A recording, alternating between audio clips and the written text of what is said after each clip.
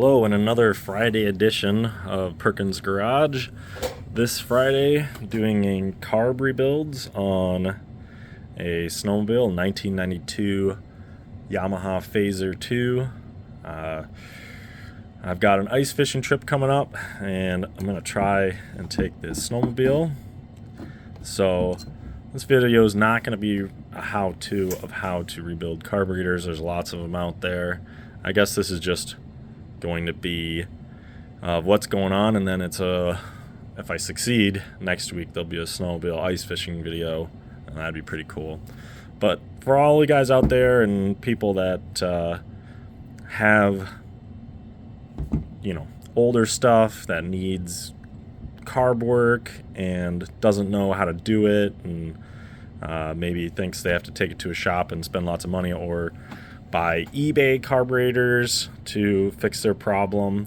Rebuilding a carburetor is very simple. They are made to be taken apart, and like most things that I've learned working on cars, motorcycles, ATVs, everything in general is made to be taken apart in some fashion and repaired and put back together.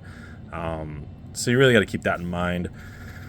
Things are repairable. So for instance, this is a 1992, so these carburetors are, oh geez, what is the math on that, 32 years old, and 100% rebuildable. They were filthy. The power valves, which is the main valve here, were gunked up completely with varnish, so that's why the sled stopped running.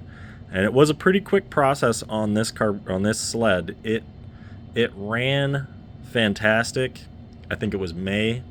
I started it, I pulled it out of the shed, started it, ran great, and then I pulled it out in December, and it just wouldn't, it would start, but it would not throttle up. As soon as you gave it throttle, it would shut off, which, because the power valves were clogged, there was just nothing coming through them. So, process that I use, I do generally buy a kit, Amazon, eBay, wherever you can find it.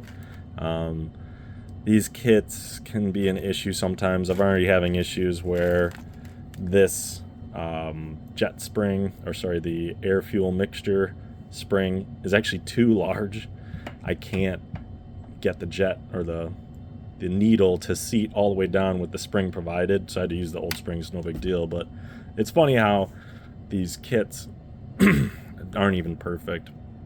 And get your carb cleaner and just clean it out, and just clean it all up and put it back together the way it came apart, and put it back on the machine. And it's a little bit of a process, if you're a person that doesn't have the patience for all that, I understand, but it is doable even if you have not a lot of knowledge, because everything is just screwdrivers basically, and wire brushes to clean anything that's not coming off.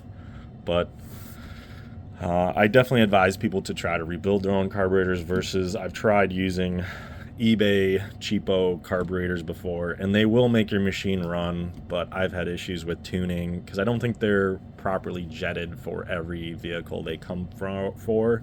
They will fit, they will work, but excuse me, they are not specific as they should be.